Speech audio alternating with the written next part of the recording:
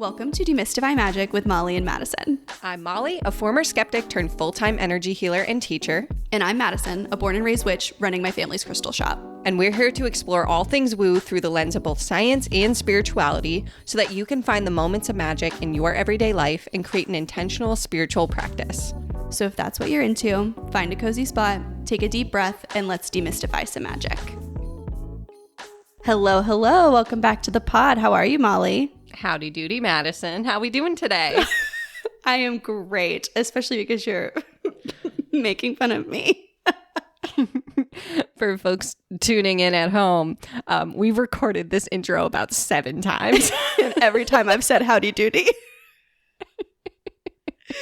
I thought we should just roll with it, but Madison was stressed. We're just, we're leaning full into the chaotic energy today. I feel like we're starting at a 10 because this is a highly anticipated episode from both for us and from our listeners. We've gotten a lot of requests. Yeah. We're starting a series on crystals.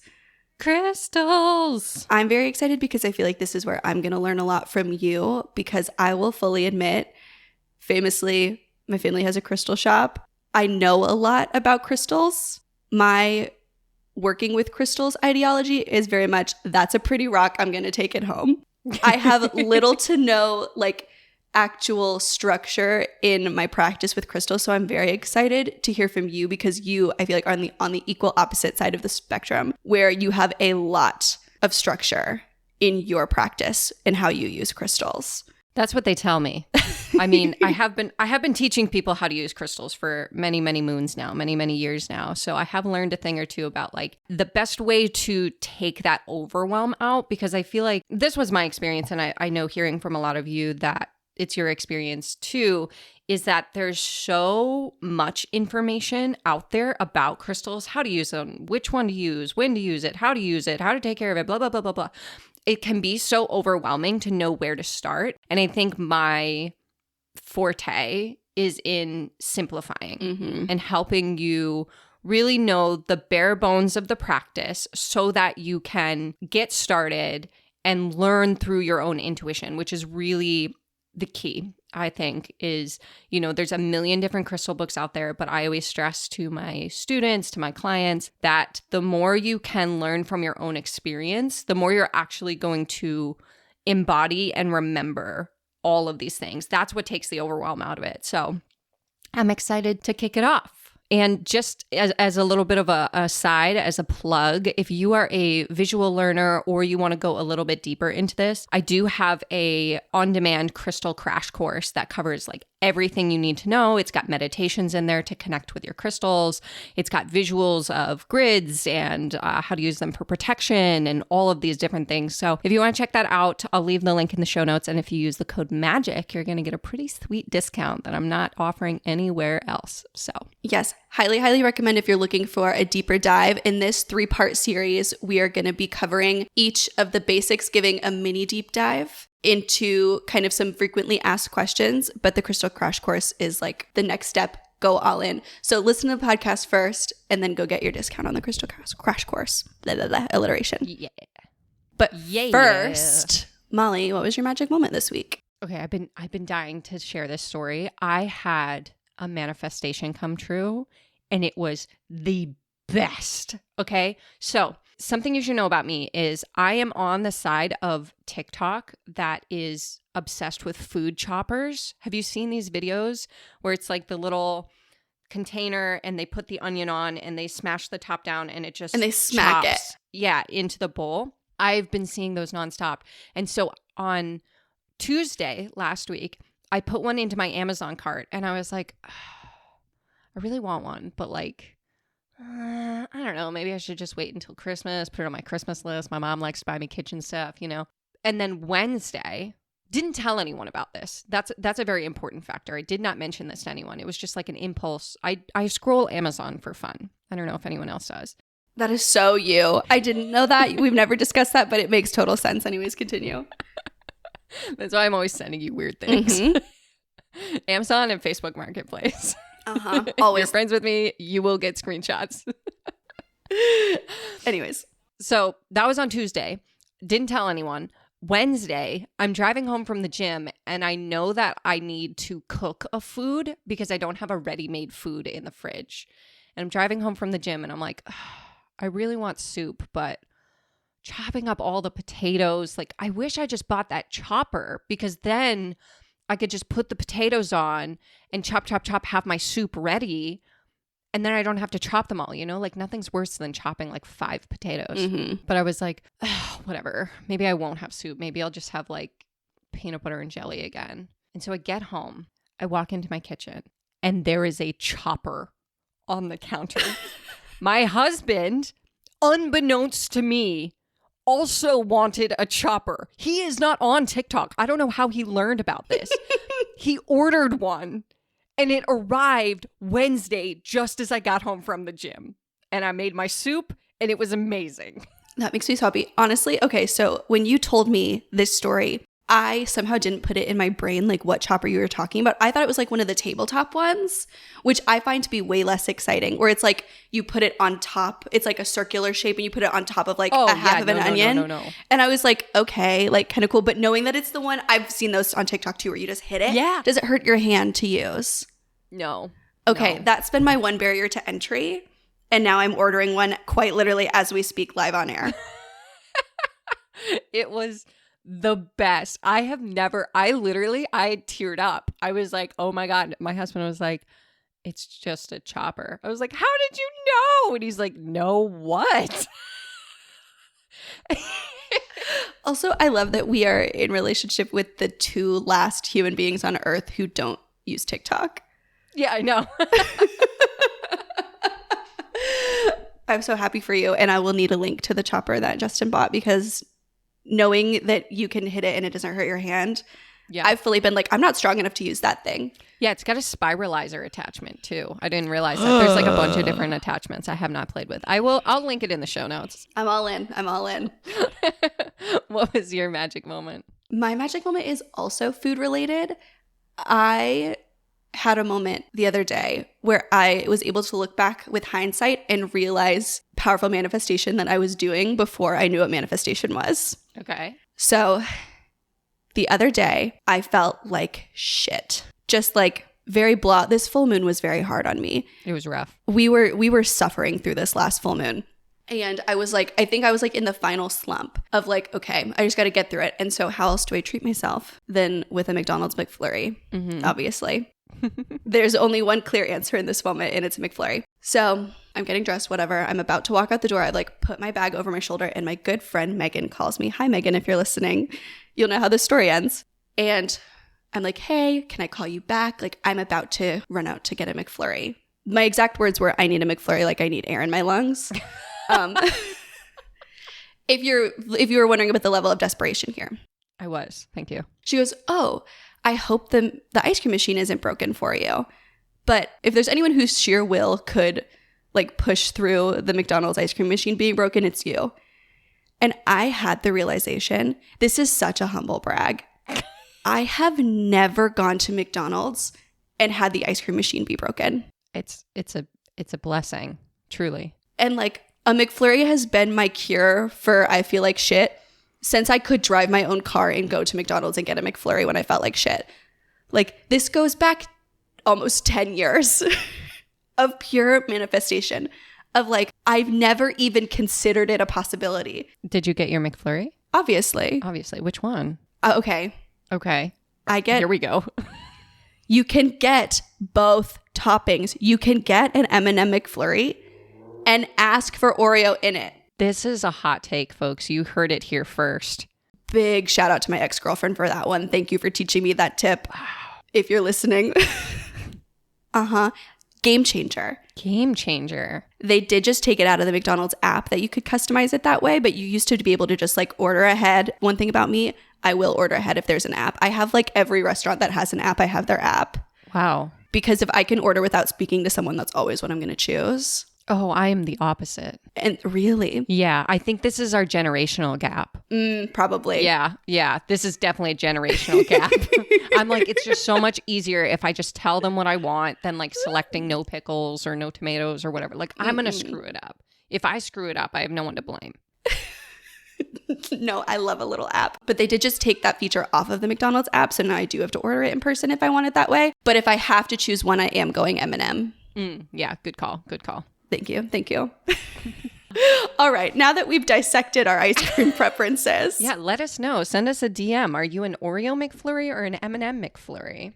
Or did you know that you could do both? I know. Has your life been changed as mine was changed? Just wrap the episode up right there. Okay, so 3-part series. This first episode, we are going to talk about the prep of working with crystals. So why we work with them, how they work, how you choose them, what do you have to do with them before you start working with them? And then next episode, we're going to talk about what to actually do with them. Like, how do you work with them? We're specifically going to talk about healing practices and spell work. And then the third episode is a surprise. We have a special guest coming in to talk about our very first interview. So if you're wondering why energy is so chaotic, it's because we are at a 10 thinking about it. We're at a 10. I call this person lovingly the Beyonce of crystal healing when I describe them to other people. So it's someone that has been paramount to my journey with crystals. And we're so excited to have them on. So that will be in a couple of weeks. You will see that episode, and they are going to talk about a little bit beyond the basics of what to do with crystals, a little bit more intuitive, more channeling, more just kind of like, where do you go once you've mastered the basics that we're going to cover in part 1 and part 2. But before we get to that very exciting interview, I can't talk about it anymore or else I will throw up a little bit. I threw up in my mouth a little bit. Let's dive into the why. But first, I kind of want to know, we've talked about this a little bit between you and I, but I actually realized I don't really know how you got started. I know you've been teaching how to work with crystals for quite a while, but I don't know, what was your like intro into crystal healing? Because I know that we all know you were quite a skeptic for so long. Yeah, we all know. This is actually a really funny story. So when I first moved out of my parents' house and was living in my first apartment, everything that could go wrong went wrong. I had just like a string of bad luck. Like, we didn't have heat our first winter there. We had fleas, but none of us had an animal. Like, all of my relationships were falling apart. Like, my life was just like a holy hot mess. I had this string of bad luck, and I was a skeptic, but I had 2 roommates, and one of my roommates had like 1 foot in the woo world, you know? She was not like full woo, but she was like, hey, maybe we should smoke cleanse our apartment. And I was like, I am willing to do whatever, whatever we need to do. Desperation has superseded skepticism. Yeah. And so I was like, I don't care. I'm willing to do whatever. So we walked down to the metaphysical shop near our apartment, the 3 of us. And, you know, while we're looking at the different herbs, I see a crystal that says it helps with bad luck or remove bad luck. And I was like, well, I'll just buy this too while I'm here. And I bought it. I put it in my purse, completely forgot about it. Smoke cleansed the apartment. My luck started to turn around. And then there was one day very specifically where I was like, you know, I feel like since we went to that shop, I haven't had bad luck. Like, my luck is like, it's good. I have good luck now. And the moment I had that thought, I reached into my purse to grab something else, and I grabbed that rock. It was a pyrite, by the way, if anyone's wondering at home. And I was just like, that's weird. So I go back to the shop and I start doing like my own research, and I get really overwhelmed. I get to the point where I'm like, there's so much, and I don't understand what any of these words mean when I read books or research or whatever. I'm like, what is a grid? What is a layout? What is a spell? What is cleansing? Like, I didn't know any of that. Like, this was my first, before I even got into Reiki, this was my intro. And so I just went to a shop and I picked up a book. It was called Change Your Energy by Krista Mitchell. And I started reading it. And that was the first book that I felt like I could really like understand and could follow and had all of the steps that I needed. Because I found a lot of resources. It was like, they give you part of the step, but they'd be like, okay, cleanse them. And I'd be like, with what? Like, in the dishwasher? Like, what do I do? But Krista's book is really good at laying out the basics step by step by step, and also giving recommendations of crystals. So I bought a couple of different crystals that day. One of them was a red jasper. I followed the steps in her book. I cleansed it. And then I sat down to meditate with it. And I held it in my hand. And I remember I was sitting on my bed with like my feet down and my knees bent, laying against my pillow. And I had it like in my hand on my hips. And I closed my eyes and I started to meditate. And I literally, my eyes violently opened because I was like, what the hell? This thing was shaking in my hands. It was like vibrating. And I was like, I like put it down and I like stepped back and I was like, was that, did my tummy crumble? What was that? And then I picked it up again and I started meditating again and it happened again. And that was like my first real visceral reaction with crystals. And then I was just like obsessed with them, like fully down the rabbit hole from there, like never came up for air again. I think that's so interesting that like that is the thing that propelled you kind of into being more open Fully. To the more metaphysical. Fully. How long was that before you started to explore Reiki? I think it was a year before my first Reiki session and 2 years before my first training. Fun fact about me, little known fact, some of my students know this, but I actually, the tipping point for me signing up for Reiki training was when I learned I could cleanse and charge my crystals with Reiki. Because when I learned that, I was on a yoga retreat and I brought all my crystals with me because, you know, crystal girly, I can't go without them. But I also had to bring like a singing bowl and a selenite stick and like all these things to cleanse and charge them. And I was like, wow, I'm really like, I have a whole bag for my crystal stuff. And when I learned like, hey, you just cleanse and charge them with Reiki, I was like, you mean I don't have to like pre-plan? Like I can just zhuzh them up and then use them? Like, and that's what I do now. And so that was like that. I mean, like I love Reiki for the healing and all of that. Like you've heard my story on that, but that was the tipping point. That was the point where I was like, okay, yeah, I'm in. Mm-hmm. What about you? What was your intro to them? That's honestly a really good question. Probably like, so we've talked about it on here that like spirituality was kind of like an unspoken thing in my household. So crystals were like always in the house. Like as far back as I can remember, my mom had, before I even really knew what an altar was, I knew my mom had an altar. Mm-hmm. I don't remember what like she called it or what I called it, but it was just like a little space that had her oracle cards and her crystals and some like probably some oils and things. I honestly can't remember off the top of my head. Things with sentimental value, like things like that. And I saw them there and I knew what they were for. And I would go into metaphysical shops like with my friends and things, and I would always like buy and enjoy and like have little tumbles and things. Mm-hmm. But I don't think I like fully was all in on them. I think like my baseline has always been like, ooh, pretty rock. Like, yeah, it can't hurt, you know? And like, they definitely were all like sprinkled around my bedroom. I didn't have like a real practice with them or like use them in things because I was like a kid really until I must have been like 16 or 17. And there was a metaphysical shop that sadly no longer exists. It was like devastating to me when they either moved or closed down. I honestly have no idea what happened to it. It feels like it was a fever dream. It's been so long since I was there. But I was there with a good friend of mine and just like kind of perusing, like picking things up and, you know, touching things. And my friend who I was with, like I heard him like drop something and go, ah. Mm-hmm. And it scared him so bad. He felt like an electric sort of, like not like a static electricity kind of shock, but like a zap. Like a something. Yeah. Yeah. He felt like, yes, like he described it like a zap. And because he dropped it like into a bowl of other tumbled pieces, like we never found it again. Oh, that's so funny. I know. It was like very sad, actually. We like asked the person who was working if they had ever experienced that. And they were like, yes, but for me, it's pretty rare. Like, you know, you should try to find that piece again. Mm-hmm. Especially because it was like a, you know, like a small $2 tumbled stone. They were like, you should try to find it and see if it happens again. And that might mean that like it's something that you need. Mm-hmm. And so we like went digging for it and could never find it. And that was what kind of like shifted my brain into the like, not belief, because the belief was always there, but it shifted me into like real interest. Yeah. Yeah. And so I've always been a big crystal jewelry person. So when I was in high school, it was like always those very specific pointed pendants that you can find. Like back before crystal jewelry was like as popular as it is now, where you could only find like the like little chain ball things. Oh, like yeah. Yeah. the little cages. That's what it is. The little cages, or those like pointed pendants. I would like collect those. Fun fact, my first crystal pendant I ever bought, I bought at Warped Tour. It was at a merch booth. That's so funny. And it was it was a rose quartz. And I remember putting it on and like driving home and like shaking. I was like, whoa.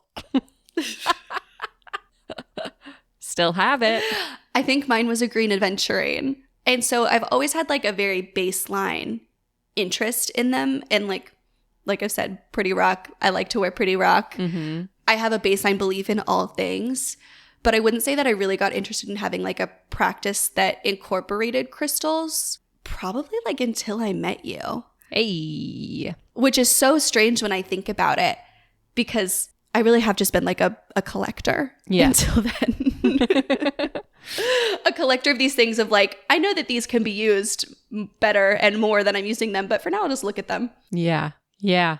And I think that's okay. I think it's okay to just be a collector, but it's also really fun to do stuff with them. Yeah, I think I found a very healthy balance of having them to look at and also incorporating them into a spiritual practice. And I think that I kind of choose the most bare bones path. Like when we talk about how to work with them, I'll talk about that a little bit more. But I am doing probably like the easiest way to work with crystals. Yeah. And so I'm excited to hear how you work with them. And also I'm excited to hear from you guys. Please tell me how you work with your crystals too, because I really am just staring at them for fun. I know when we polled our friends over on Instagram, there's a lot of questions about how they work and the science, which you know we're all about. We actually talked about how crystals work in our skeptics episode. So if you want like a deeper dive into that, would highly, highly recommend listening to that one. But really, really briefly, like a brief reminder is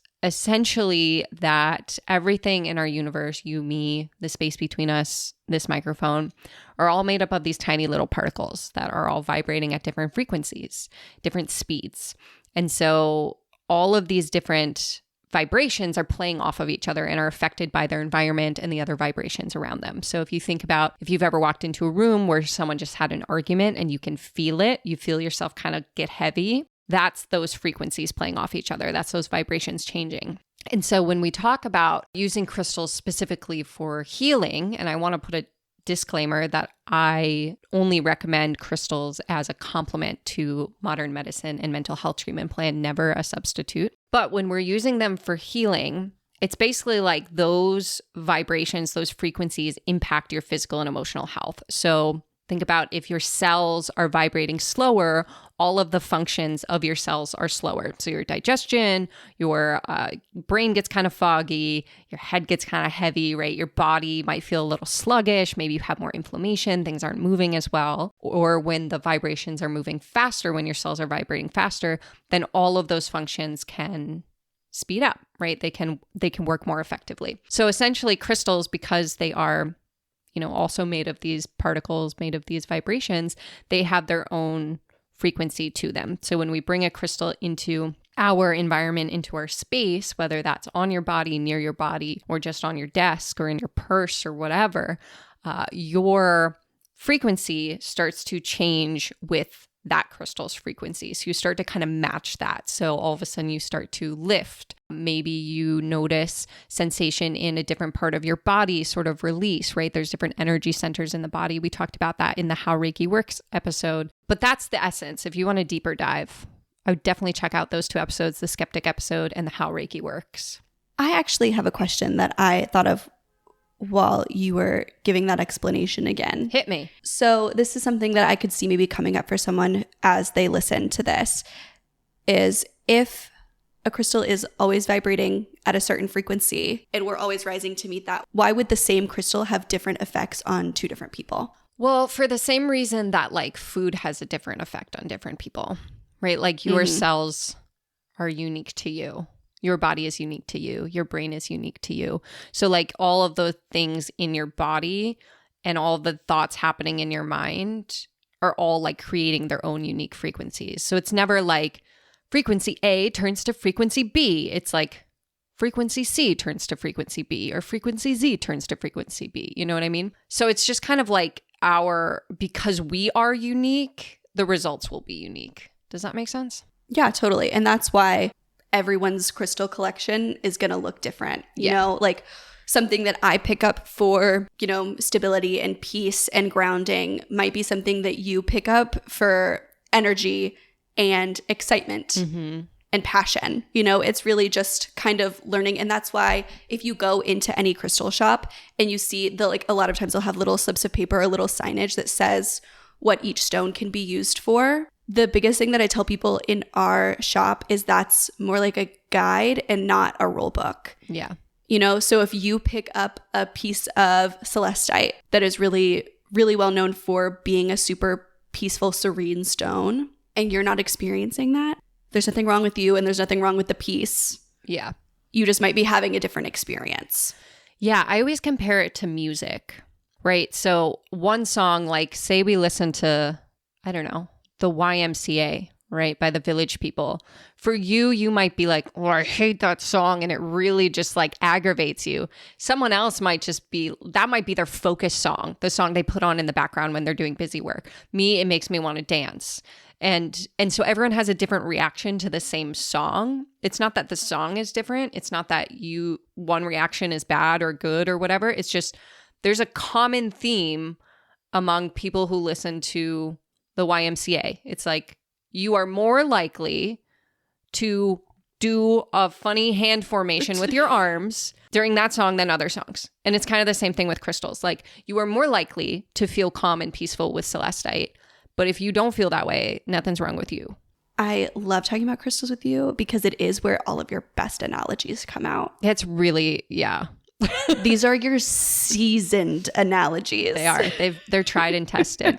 Speaking of analogies, I thought we could start with choosing crystals, shopping for crystals, and especially since you mentioned the little cards, my number one piece of advice if you're going to buy crystals and you're not sure which one to buy is to not read those cards. My recommendation is if you're going to a shop, whether it's online or in person, I think in person for your first shop is probably a better option to feel this out, but take a lap and look at everything. Don't read what anything is. When you get to the other end of the store, figure out what is the crystal you're still thinking about. What's the one that stands out to you? And then go back and pick that one up. See how it feels. Here's my analogy. I always say you should choose your crystals like you choose an apple. Okay, when you go to the produce section, some people, you pick the apple up, you look at it.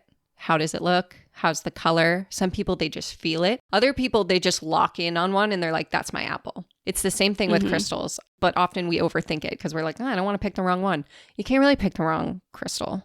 Like, it's very rare to pick the wrong apple. It's very rare to pick the wrong crystal, especially if you're going based on like instinct. The only time that we might pick, quote unquote, not even the wrong crystal, but just like one that doesn't resonate with us is if we're going based on what someone tells us to buy. Yes. Oh, so-and-so said I should buy celestite, so I'm going to go get celestite, even though it doesn't resonate with you. Pick the one that you feel called towards, you feel excited about. And if it helps you to think about like, how do I choose apples? Choose your crystals the same way.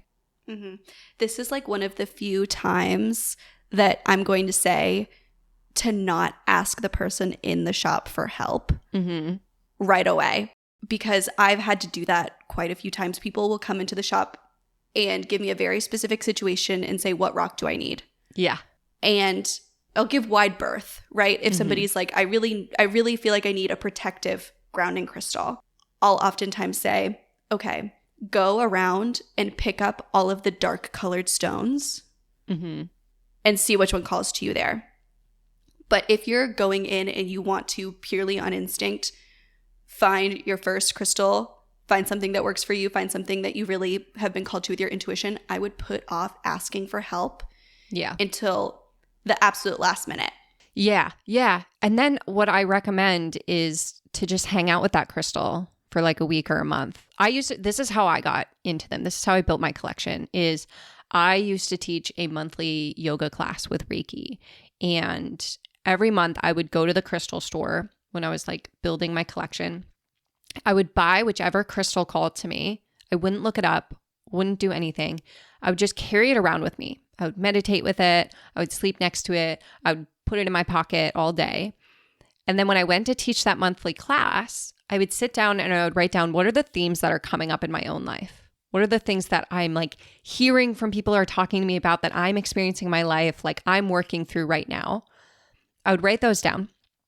And then I would look the crystal up. And 99% of the time, that theme matched the crystal. And that's what I would teach my class about. I would sort of like weave that into the theme, and I would give everyone that crystal at the end of the class.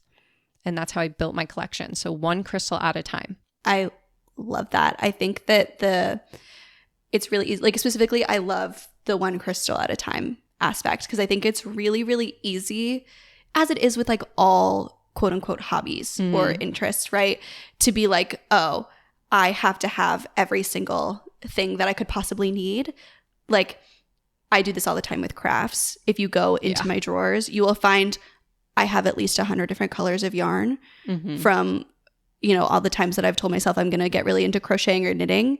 And I, spend at least $100 before I've ever done the thing because I think that to enjoy the thing, I have to have every single option available to me. ADHD problems. And if that's something that you do as well, it never works. Yeah. And it just leads to that quicker burnout. And so I love focusing on the idea of one crystal at a time because that really is how you develop a relationship with it. And I do think that that's where I've gone wrong in the past with being a little bit more of a collector is I know that I haven't spent a ton of time with each of my different crystals because when I bought them, I was very in the mindset of I need to have these. I need to have options. I need to cover all my bases. Yeah. It's like adopting dogs. Right? This is my favorite analogy.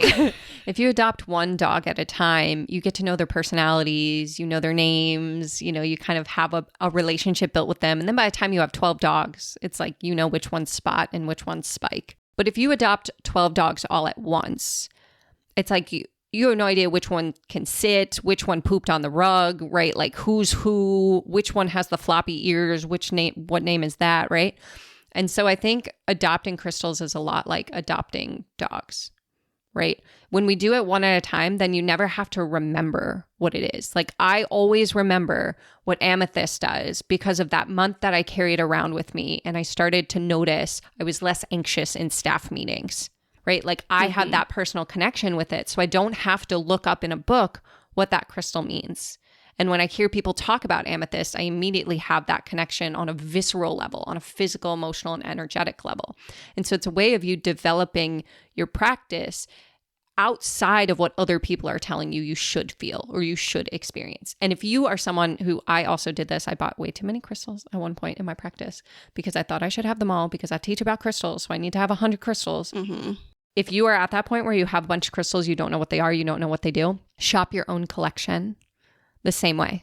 So go through, pick one, whichever one's calling you right now, carry it around with you for a week or a month.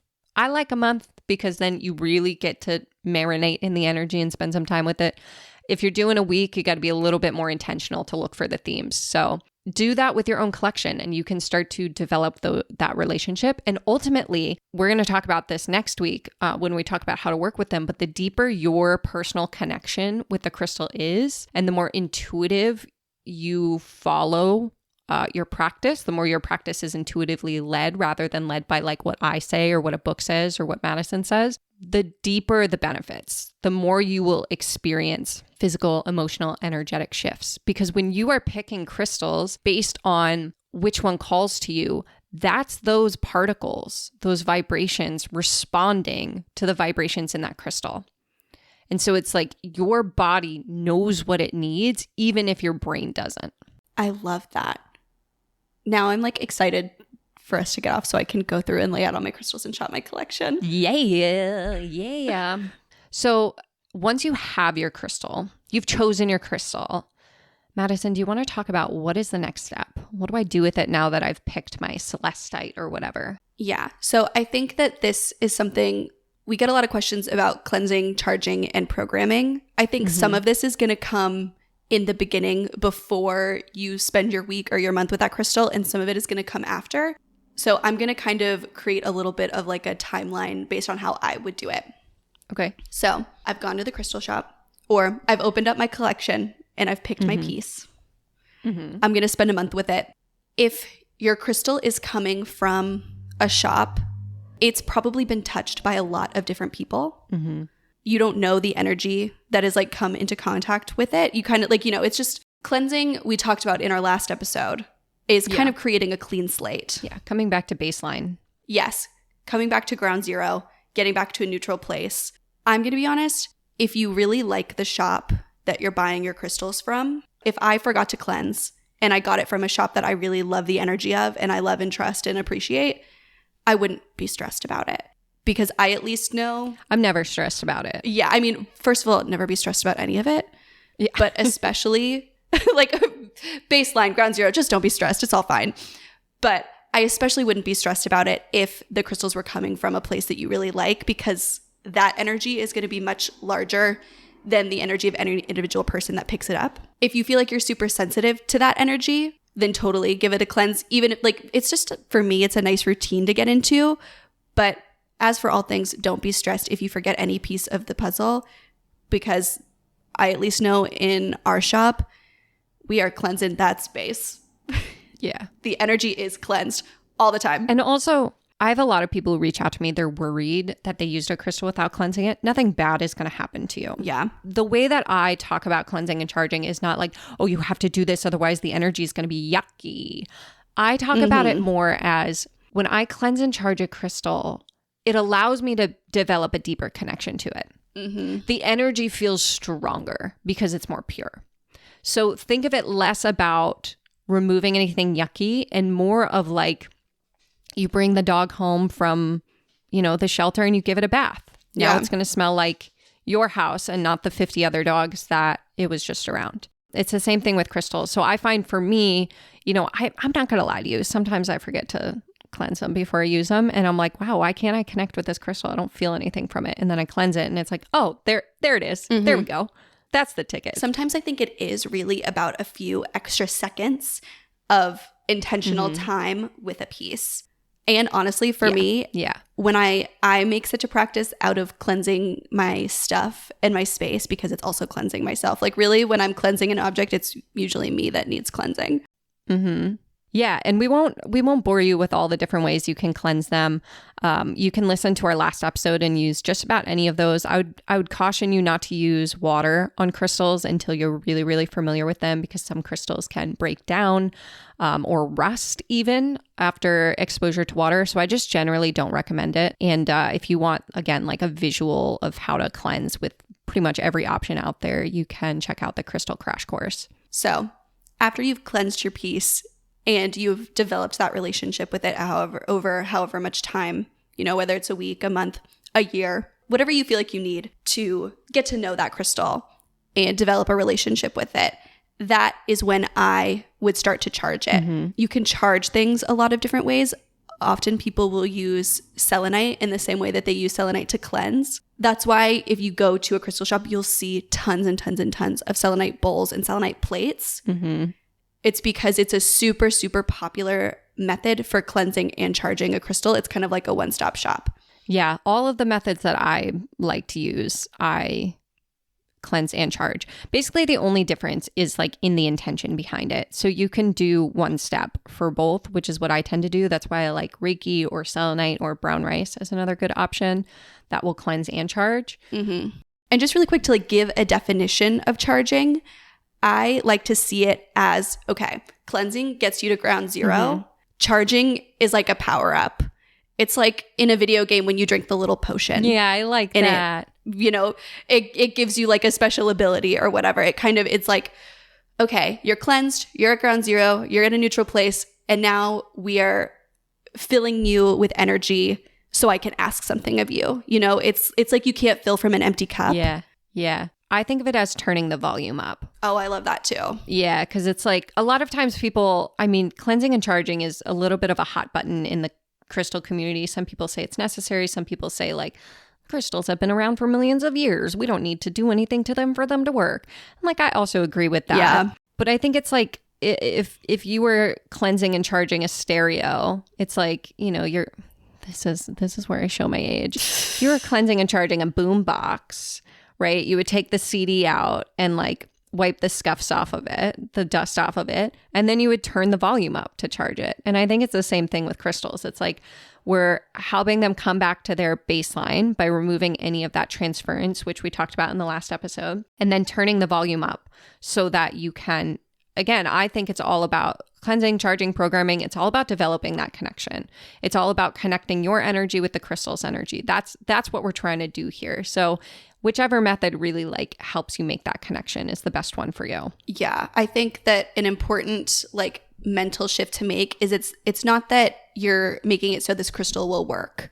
Right. You're making it so this crystal will work best with and for you. Yeah. Specifically. You're driving the car, the crystal's in the passenger seat. Yes. I love that visual. Yeah. Yeah. And I think the same thing with programming. I used to be a big, you have to program, not have to. I don't know if I've ever had have to's, but I used to be a big advocate for programming, which is basically like setting an intention for your crystal. So holding it and saying to it, you know, may this crystal support me with XYZ. I used to believe that anytime I work with a crystal, I have to do that. And over the last year, my practice with crystals has shifted. And now I feel more, and we'll talk about this next week, but I feel more inclined to let the crystals guide me because I feel like they're more intelligent energetically than my brain is. And so I personally have stepped away from programming unless I'm creating like a grid or using something for like a very specific purpose. I tend to just let the crystals guide me and follow their lead. What about you? I'm very much the same way. I will, you know, sometimes set an intention. I am also a person who is very lucky who I get to go to wholesale crystal shows. Mm-hmm. And so I have become kind of spoiled in that I have more larger pieces than I would have if I didn't. Yeah. And so for me, like picking up some of my rocks is like not my favorite thing to do. Yeah. Yeah. I feel like I've given them like a nice home. And, you know, in that instance, I'm like, okay, I don't think you need me. You know what's going on. Mm-hmm. Give me what I need. Yeah. Like show me the path. Yeah. I also am not really, we'll talk a little bit about crystal grids in our next episode. I am also not really a grid person, mostly because I'm a maximalist who doesn't have the space to make crystal grids. Oh, and you will learn you do not need space to make crystal grids the way that I teach and them. I can't wait. I can't wait because that's something that I need some learning about. And so for me, like programming has never really been a huge part. Yeah. I do more programming when I'm using, and so maybe I do program. I was like, I'm going to say I do more programming when I'm using crystals in a larger, like in ritual work or in spell work. Yeah. Yeah. I'm giving intention to a larger piece, I guess, than just to one crystal in particular. Yeah. That makes sense. Okay, here's a question for you. What is your number one piece of advice for someone who is overwhelmed and starting their crystal journey? Don't take it so seriously. Mm. There is no wrong answer. Something that I have started like taken to saying in when I'm experiencing these moments of overwhelm or feeling like really what I've noticed for me a lot of that kind of like, oh God, like there's so much to learn and I'm like not gonna like that sort of paralyzation comes from like a kind of a scarcity mindset that I have around time. Yeah. And something I've taken to when I've experienced that, because I feel like I have it in a lot of areas of life, this scarcity around time, is I just tell myself, it's a long life. Mm-hmm. I've got a long life to learn about these crystals, you know? Yeah, there's no rush. There's no rush. There's no test at the end. There's no one who's going to come in and tell me that I'm doing it wrong because I only have 4 crystals rather than like 100 crystals. Yeah. There's no competition. There's no rush. It's a marathon, not a sprint. There's no way to screw it up. Overall, this is supposed to be fun more than anything. Like they are pretty little rocks that come from the earth. And how cool is it that the earth makes these things that are so beneficial to us and also so beautiful? Yeah. I love that. What about you? Catalog your crystals. Oh, that's really good functional advice. Yeah. Yeah. Well, I mean, you that was such a good metaphor for us as a pair. Yeah. Here's what I did. This was recommended to me when I bought my first crystal, and I'm so grateful for it. Is when you buy a crystal, take that little slip of paper or write the name of it on a piece of paper and take a picture of it with the slip of paper and then save it to a special album on your phones. I know we said ignore those pieces of paper. Ignore them right until this moment. Yeah. I mean, don't live like they're gospel, but like take a picture, save it to your phone. You're going to thank me in a year when you do have 50 crystals and you can't remember which one's which. Or here's the best part is when I'm at a crystal shop and I see a crystal and I'm like, ooh, I don't know if I have that. I just scroll through my collection and I can say like, oh, I do have red calcite. All right. I don't need to buy that one. Yeah, that's a really good idea. I stole that from you and have told plenty of people in the store. I'll like, if I see someone buying a bunch of tumbles, I will like stop them at the register and be like, wait. While you have this nice open space, this nice neutral background. Yeah. Put all of these stones next to their little slips and take the picture. And everyone's like, oh, wow. Like what, everyone's so enamored by that idea. And always, it will save your life. Some of you listening have a big collection now and you're like, oh my God, I wish I did this. Me. It's me you're talking about. I just have a selenite bowl full of tumbles that I know that I have no idea what half of them are. Well, you can always start today. Yes. So next week, we're going to be diving into more of the how. So how to use your crystals in your daily life, in your healing, in spell work and ritual work, how to use them in other things that we might have talked about in previous episodes. Yeah. I'm very excited about that, mostly because, as always, it's a time that I get to learn from you. Yeah, I'm excited. Because I feel like this is the one practice that I am low maintenance, and I also do the big elaborate hoopla. So we're going to run the gamut with this one. We're going to do things that you can do in 2 minutes, and we're going to do things that you can make a whole day out of if you want to. Yeah, I'm excited because I feel like this is one of those places where we really do, between the two of us, like hit every part of the spectrum of like doing the least and also doing the most and how they all work in wonderful ways. I can't wait. Well, until next time. Bye. Thanks for listening to Demystify Magic with Molly and Madison. If you want to learn more about us, you can find all our links in the show notes. We'd love to know what you think of today's episode, so drop us a review or give us a shout out on social media. And don't forget to let us know your magical moment of the week. Okay, love you. Bye.